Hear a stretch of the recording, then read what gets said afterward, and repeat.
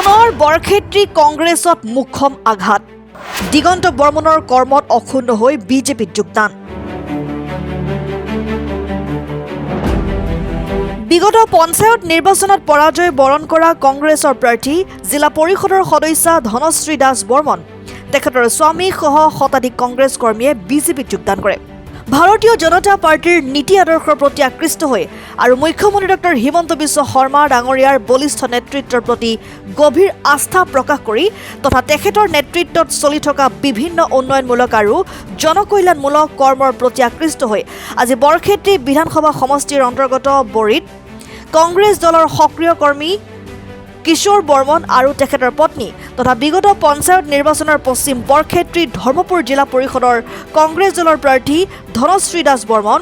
বসন্ত বৰ্মন ভৱেশ দত্ত কিশোৰ কাকতি তৰণী বৰ্মন পুলক দাস আৰু অজয় দাসৰ লগতে বৰিথুটি কাটা কঠলা চুবুৰীৰ হাছেৰ আলী বুলু বিবি আৰ্জুমা বেগম হাছিনা বেগম ৰাজু আলী গুলাবজান বিবি পাৰিজান বেগম ফৰিদা বেগম হাছান বানু বেগম ৰাতুল আলী জয়দা বিবিকে ধৰি বহু লোকে নাৰায়ণ ডেকাৰ কৰ্মত আকৃষ্ট হৈ বিজেপিৰ দলত যোগদান কৰে লগতে আটাইকে দললৈ উষ্ম আদৰণি জনাই মুখ্যমন্ত্ৰী হিমন্ত বিশ্ব শৰ্মা ডাঙৰীয়াৰ নেতৃত্বত আই অসমীয়া ৰাইজৰ সেৱা কৰিবলৈ আহ্বান জনায় যোগদান কাৰ্যসূচীত মণ্ডল সভাপতি ৰাজু ডেকা সম্পাদকদ্বয় বুদ্ধদেৱ দাস মিণ্টু দত্ত জিলা পৰিষদৰ সদস্য চিমি বৰ্মনৰ লগতে মণ্ডল সমিতিৰ বিষয়ববীয়াসকল আৰু বুথৰ কাৰ্যকৰ্তাসকল উপস্থিত থাকে কথা আপোনালোকক জনাব বিচাৰিছোঁ আজি যোৱা ছমাহ ধৰি বৰক্ষেত্ৰী সমষ্টিত কেইবাশ পৰিয়াল মই ব্যক্তিৰ বিষয়ে মোৰ মানে কেইবাশ পৰিয়াল হাজাৰতকৈ বেছি পৰিয়াল কংগ্ৰেছ দল ত্যাগ কৰি ভাৰতীয় জনতা পাৰ্টীত যোগদান কৰিছে যোৱা কালিও আমি বৰভাগ অঞ্চলত এটা যোগদান কাৰ্যসূচী অনুষ্ঠিত কৰিছিলোঁ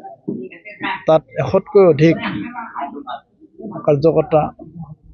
ব্লক কংগ্ৰেছৰ উপসভাপতি মণ্ডল কংগ্ৰেছৰ সম্পাদক কেইবাটাও বুথৰ কংগ্ৰেছৰ সভাপতি কংগ্ৰেছৰ নিৰ্বাচিত পঞ্চায়তৰ ৱাৰ্ড সদস্যকে আদি কৰি প্ৰায় 100তকৈ অধিক কংগ্ৰেছ কাৰ্যকৰ্তা যোগদান কৰিছে প্ৰতিদিনে আজিও এতিয়াও মুকালমাত আৰু কেইবাগৰাকী ব্যক্তি ৰৈ আছে অহাকালিও যোগদান কাৰ্যসূচী আমাৰ অনুষ্ঠিত হ'ব আমি প্ৰতিদিনে প্ৰতিটো পঞ্চায়তত প্ৰতিটো মণ্ডলত আমাৰ যোগদান কাৰ্যসূচী চলি আছে তাৰ ভিতৰত আজিৰ যোগদান কাৰ্যসূচীটো অকণমান ব্যতিক্ৰম কিশোৰ বৰ্মন ডাঙৰীয়া এগৰাকী সৰ্বৰাহী যুৱক যোৱা পঞ্চায়ত নিৰ্বাচনত আমাৰ পশ্চিম বৰক্ষেত্ৰী ধৰ্মপুৰ জিলা পৰিষদৰ পৰা তেখেতৰ সহধৰ্মিনীয়ে কংগ্ৰেছৰ হৈ জিলা পৰিষদৰ প্ৰাৰ্থী হিচাপে নিৰ্বাচনত অৱতীৰ্ণ হৈছিল আৰু আজি তেখেতসকলৰ পৰিয়াল তেখেতসকলৰ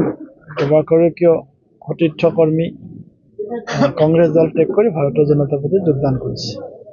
আৰু এই কথাটো অকল আমাৰ বুথতে নহয় বুথৰ পৰা প্ৰদেশলৈকে যিসকল ব্যক্তিৰ স্বাভিমান আছে যিসকল ব্যক্তিৰ ৰাষ্ট্ৰৰ প্ৰতি প্ৰেম আছে যিসকল ব্যক্তিৰ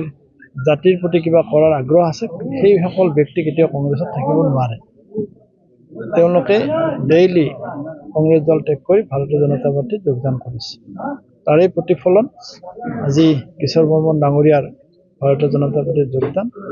মই কিশোৰ বৰ্মন ডাঙৰীয়া তেখেতৰ সহধৰ্মিনীক মই ধন্যবাদ জনাইছোঁ আৰু আমাৰ দললৈকে আন্তৰিকভাৱে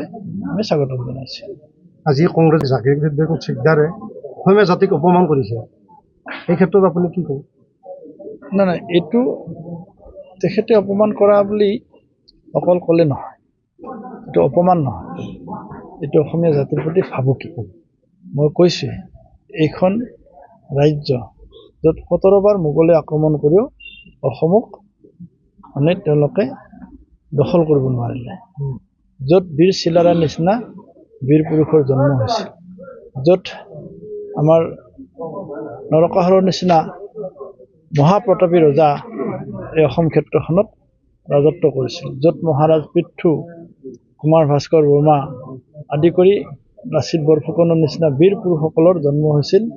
আমাৰ অসম ক্ষেত্ৰখনত আৰু গোটেই অসম ক্ষেত্ৰখনক কোনোদিন কোনো বহিঃশত্ৰুই এক চকু দিব পৰা নাছিল তেনেকুৱা এখন ৰাজ্যত আজি এগৰাকী বিধায়ক কংগ্ৰেছৰ বিধায়কে মিয়াৰ ভোটেৰে অসমীয়াৰ ভোট নালাগে মিয়াৰ ভোটেৰে তেওঁলোকে গৌৰৱ গগৈ ডাঙৰীয়াক মুখ্যমন্ত্ৰী পাতিম বুলি তেওঁলোকে ডাংকোপ মাৰিব পৰা হৈছে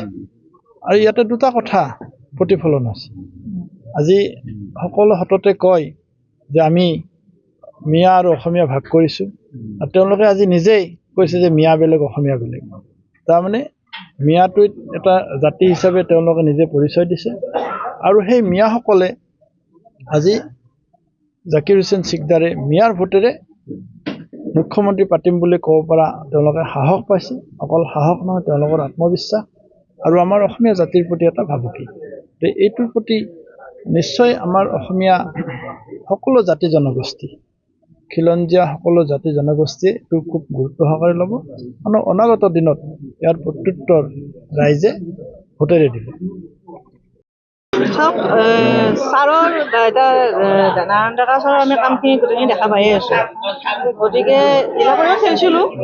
এতিয়া ছাৰৰ কামবিলাক ধৰক দেখা পাই ছাৰৰ মানে আমি যাম বুলি ভাবি কিনে আমি ওলাই আহিছোঁ আৰু ছাৰৰ লগত যোগ দিম বুলি ছাৰৰ লগত যোগ দি কিনে ছাৰৰ লগত যায় ছাৰৰ লগত যিখিনি কাম ছাৰে কৰি আছে আমিও ছাৰৰ লগত যোগ দি কিনে কৰিব পাৰিম বুলি ভাবি কিনে আহিছোঁ আৰু সমাজৰ কামখিনি কৰি যাম মানে ৰাইজৰ সহায়তে আপুনি আৰু বিজেপি দলত যুক্ত হৈছে যোগদানটো ভালে লাগিল আৰু মানে মই আশাবাদী যাতে এই দলটোৰ লগত সামাজিক কাম যিবিলাক আধৰুৱা কাম সেইবিলাক কাম যাতে মই আগুৱাই লৈ যাব পাৰোঁ দলে যাতে মোক অলপ মানে কংগ্ৰেছৰ প্ৰতি কিয় মহাভংগ হ'ল ঠিকাৰ আছিলে কংগ্ৰেছৰ হয় মানে আমাৰ এতিয়া দলত মানে দেখাই নাপাওঁ কেণ্ডিডেট কিছুমান ওলাই অহা যিবিলাক মানে এতিয়া বিজেপিৰ দলটোৰ যিমানখিনি মানুহ মানে যিমানখিনি আমি ওলাই অহাটো আমি কংগ্ৰেছ দলত এতিয়া মানে দেখা নাপাওঁ মানে আপোনাক নিশ্চয় দিগন্ত বৰ্মনে কোনো মানে খবৰ লোৱা নাই খবৰ লৈছে তেখেতে লোৱা নহয় কিন্তু বিধায়ক হিচাপে যিমান ল'ব লাগিছিলে ইমানখিনি লোৱা নাই মানে অলপ হেৰি News Desk report and 24 Assam.